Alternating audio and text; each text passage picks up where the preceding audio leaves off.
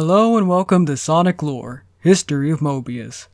In my previous retelling of the Archie Sonic story, I left things off with Mammoth Mogul being banished by his former subjects and the Echidnas creating Albion. Now it's time to learn what happened to Mogul and the Echidnas. 200 years have passed since Mogul's banishment. He spent that time learning more about the Chaos Emerald and the Chaos Force. As he gained control over his new abilities, he discovered a way to manipulate the elements. He named his new power Ix's Magic. Mogul's power began to attract those who were just as wicked of heart as himself to his side. In return for their loyalty, he taught his followers Ix's Magic. With Mogul as their leader, he and his followers became the Order of Ixes. When the Order of Ixes threatened to plunge Mobius into darkness, the Echidnas of Albion formed the Knights of Aurora to combat the evil sorcerers. The Knights of Aurora used their advanced technology to fight against the Ix's magic of Mogul and his followers. As the war continued, Mogul observed the battle between his forces and the Knights.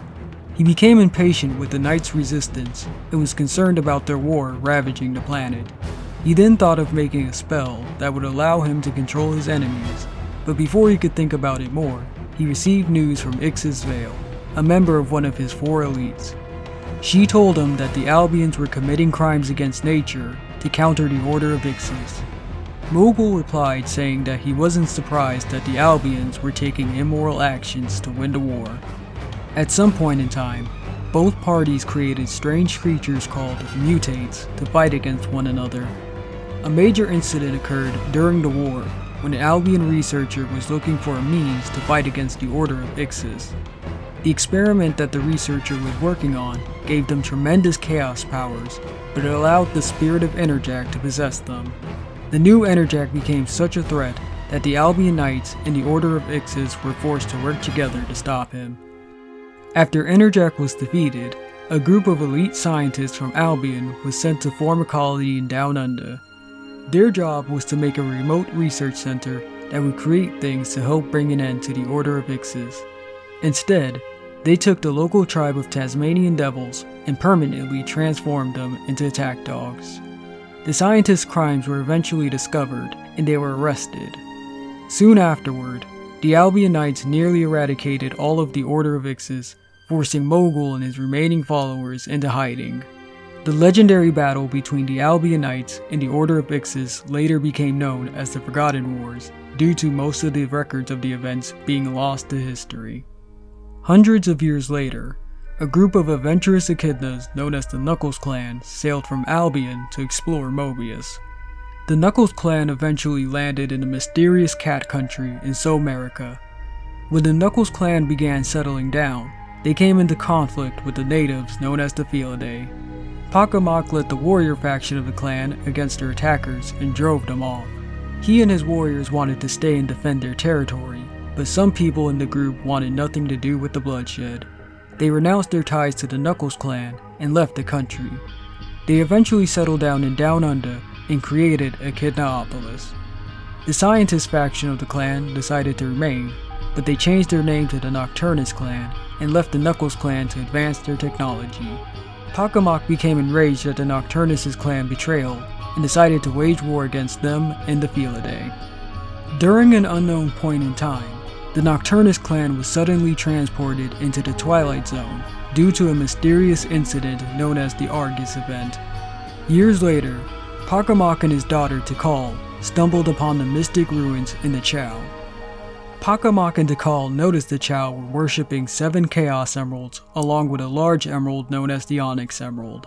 Before Pakamak could learn more about the ruins, he received news from one of his scouts that the Felidae were planning to retaliate.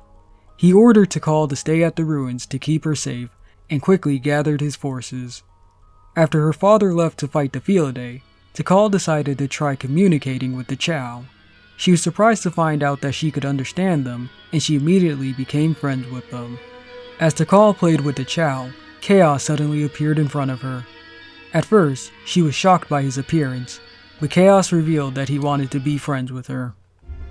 The joyous occasion between Tikal, Chaos, and the Chow quickly ended when Pakamak and his men returned from battle with the Felidae. The Fieldae had wiped out most of Pacamoc's forces and were on the verge of eradicating his people. Seeing no other options left, Pacamoc tried to take the 7 Chaos Emeralds from the Chow to eliminate the Fieldae. Tikal tried to convince her father that what he was doing was wrong, but he ignored her pleas and attempted to take the emeralds by force. Before the Echidnas could get their hands on the emeralds, Chaos blocked their path. Chaos was furious that Pacamoc tried to steal the emeralds and hurt the Chow. He absorbed the Chaos Emeralds to transform into Perfect Chaos and wiped out the Knuckles clan. Before Perfect Chaos could cause more damage, 7 Chows absorbed his energy and were transformed into Super Emeralds. Without the Emerald's power, Chaos reverted to his base form and was then sealed into the Onyx Emerald with Tikal. Many generations passed for the Echidnas who settled down in Down Under, and Echidnapolis had become one of the most technologically advanced cities during that time. The only threat that the Echidnas faced was the local dingoes, who wanted the city for themselves. Luckily, the Fire Ants helped keep the Echidnas safe. The people of Echidnapolis lived in peace until one day, a scientist couple named Jordan and Kailala discovered that a white comet threatened to destroy the city. Kailala gathered everyone at the Hall of Learning to tell them about the situation. After hearing about their impending doom, everyone began to panic. But Kailala calmed them down by stating that she had a plan to save the city. She told everyone that she intended to avoid the comet by making the city float. All that was needed to make it possible was the power of a dozen Chaos Emeralds. Most people agreed with Kailala's plan, but one holy man named Arikis objected to it. He argued that the Echidnas were not meant to live in the clouds, but on the land. A debate occurred, and the High Council sided with Kailala's plan. Arikis couldn't accept the council's rejection, so he made a counter-argument. He asked them to let himself and anyone who chose to follow him passage out of the city. The High Council agreed to Arikis' plea and held announcements to help him gain followers. Meanwhile, Kailala and several Echidnas mined for Chaos Emeralds in the countryside. Once they had acquired the emeralds, they were placed in a cavern that wasn't far from Echidnapolis. Before anything could happen, Arikis and his followers quickly left the city. The power of the Chaos Emeralds surged throughout Echidnapolis. However, the power of the emeralds wasn't enough to make the city float. Kailala's plan only succeeded thanks to the Fire Ants digging up the land around the city. The Chaos Emeralds caused the land to float and narrowly avoid the White Comet. From that day forward, the Echidna's new home became known as the Floating Island. Meanwhile, after Arikis and his followers left Echidnapolis, they tried to settle down in several places, but wherever they went, they were either met by those who had already claimed the land or malicious individuals chased them off. Eventually, the technology that they had brought with them had become useless, and they were forced to abandon it. One night, Arikis received a visit from the Ancient Walkers. The Ancient Walkers came to Arikis with a promise that they would help him look after his group. After learning that they were blessed by the Ancient Walkers, Arikis and the group had decided to start a journey to return to Albion. Many years had passed since the birth of the Floating Island. Most of the Echidnas learned to adapt to their new lifestyle, but some wished to return to the land. 2 such people were the descendants of Jordan and Kailala, the scientist brothers Edmund and Dimitri.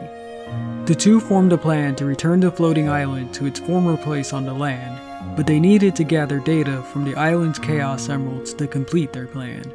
Dimitri and Edmund walked through the jungle until they found the entrance to the Chaos Chamber. Once they entered the chamber, they started studying the emeralds. Dimitri was amazed to see that the emeralds kept a consistent energy output even after the many years since the Floating Island came to be. He was excited by the many possibilities that the emeralds had, but Edmund reminded him of their goal. He also reminded his brother about their presentation. Before it was time for their presentation, Dimitri and Edmund decided to talk to the Chief Magistrate, Mentor, about their plan. Dimitri explained the details of their plan to Mentor and expected that they would get the full support of Mentor and the council. To his surprise, Mentor revealed that he had no intentions of approving their plan since that would ruin his own plans. Dimitri was in disbelief about what Mentor had just told him, but he still believed that if he and Edmund explained their plan well enough, that would be enough to change Mentor's mind. Once everyone was gathered in the Hall of Learning, Dimitri and Edmund showed off their invention, the Chaos Siphon. They explained to everyone that the Chaos Siphon was designed to gradually drain the Chaos Emerald's power, allowing the floating island to return to the land safely. As they explained their plan, Edmund and Dimitri's sons, Steppenwolf and Menacure, watched them from the gallery. Dimitri was confident that everyone would be on board with their plan, but he was shocked when Mentor rejected it. Mentor told the brothers that he was unwilling to risk everybody's lives on the floating island based on an untried theory. Dimitri was outraged about Mentor's decision and stormed out of the Hall of Learning. Edmund followed his brother, but he soon discovered that Dimitri had taken the Chaos Siphon. He hurried to the Chaos Chamber, but when he arrived, he witnessed Dimitri using the Chaos Siphon to drain the emeralds. Edmund tried to stop his brother, but Dimitri refused to listen to his brother's plead.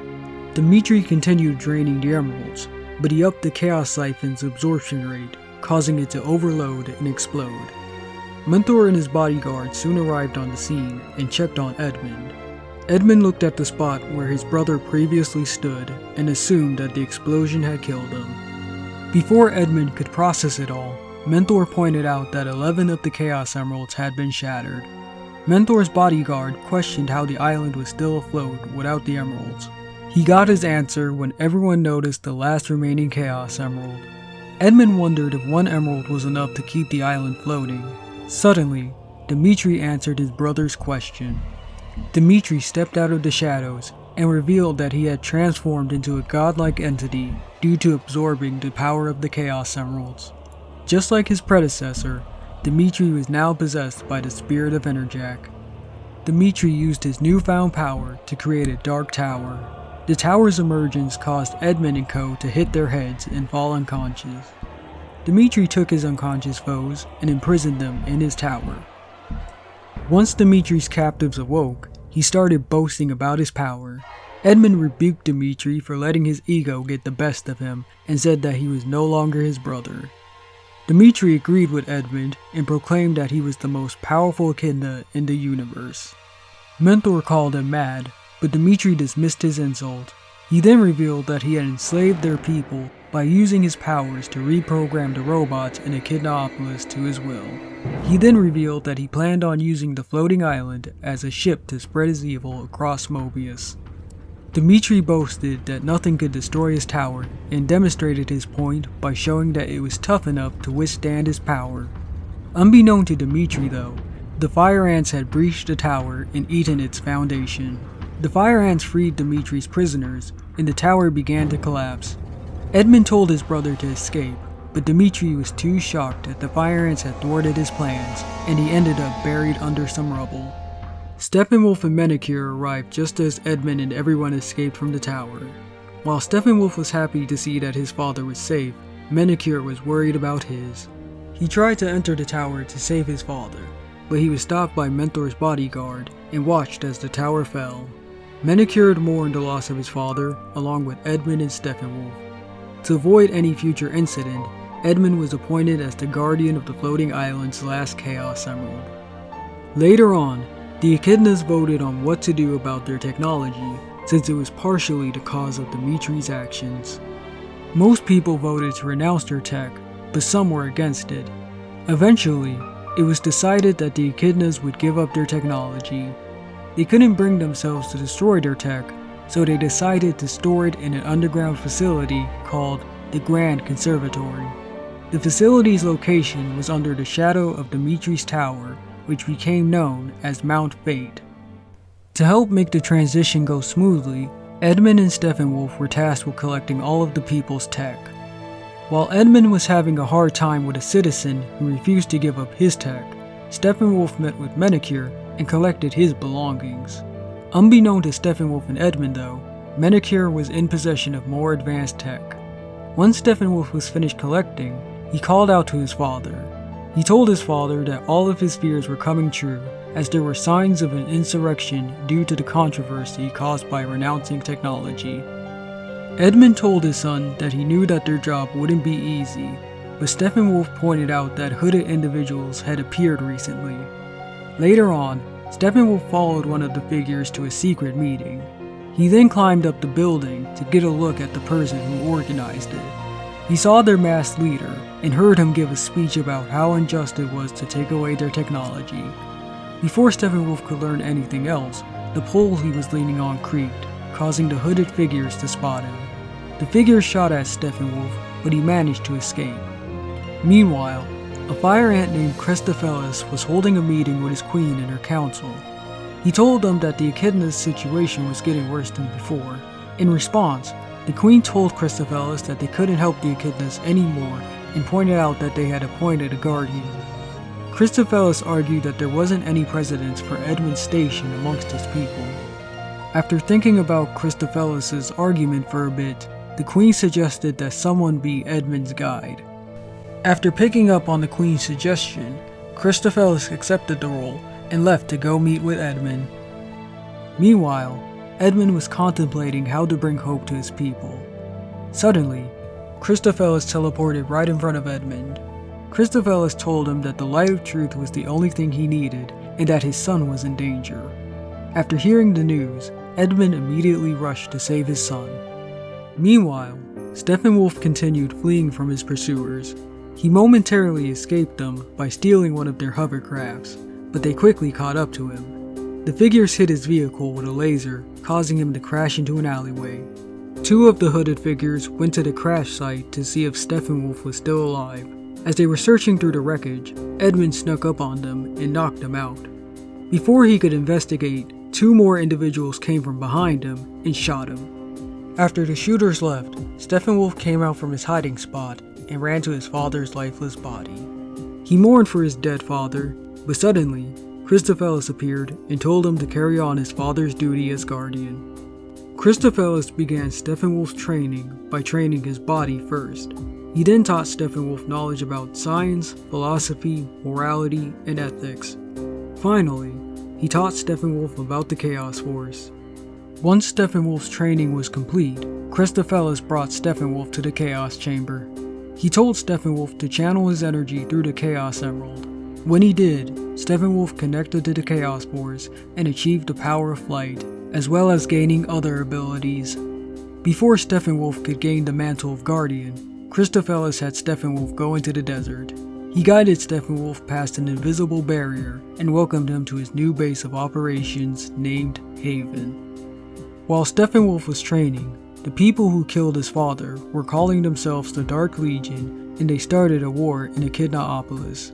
The chief magistrate was at a loss about what to do to stop the Dark Legion. Suddenly, Steppenwolf walked into the Hall of Learning and told his people not to give in to despair. Just then, a councilman named Garrick yelled at Steppenwolf and blamed his family for their current situation.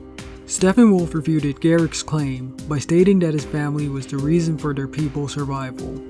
Garrick suggested that they hand over Steppenwolf to the Dark Legion just as he drew out his gun and pointed it at Steppenwolf. Steppenwolf fearlessly walked up to Garrick and told him that he would gladly give up his life if it meant the safety of their lives. Garrick was moved by Steppenwolf's heroism and broke down in tears. Steppenwolf took away Garrick's weapon and told everyone that they had to find some compromise between those who wanted to give up their tech and those who didn't. He then left to confront the master of the Dark Legion. Steppenwolf met with the Dark Legion's Grandmaster, and as he walked up to the masked figure, an assassin was aiming at him. The Grandmaster asked Steppenwolf if he was friend or foe, but Steppenwolf only responded by saying that he hoped to work out an agreement. Before the assassin could shoot Steppenwolf, he used his powers to disarm the assassin. The Grandmaster pulled out a gun and claimed that Steppenwolf had tricked him. He shot at Steppenwolf, but Steppenwolf dodged and disarmed the Grandmaster with a rock. When the Grandmaster tried to attack Steppenwolf again, he stated that it was payback time. Steppenwolf was confused about what he had meant and punched him in the stomach. He then removed the Grandmaster's mask and was shocked to see that it was none other than Manicure. Manicure revealed that after his father had died, he often visited his grave. One night, while visiting his father's grave, he suddenly saw a flash of emerald light coming from his father's resting place. He took that as a sign from his father to take revenge on Edmund and Steppenwolf and continue what he had started. After listening to Manicure's story, Steppenwolf decided that Manicure and his followers were too dangerous and summoned a portal to a different zone. As Manicure and his forces were sucked into the portal, he swore vengeance against Steppenwolf and his kin. After the Dark Legion was gone, Christophilus appeared and told Steppenwolf that there was more challenges ahead of him. Steppenwolf and his descendants would soon come to understand their role as guardians and face many challenges ahead of them. And that's it for this video. If you want to know more about what happened with Steppenwolf and his descendants, then stick with me for more. Thank you.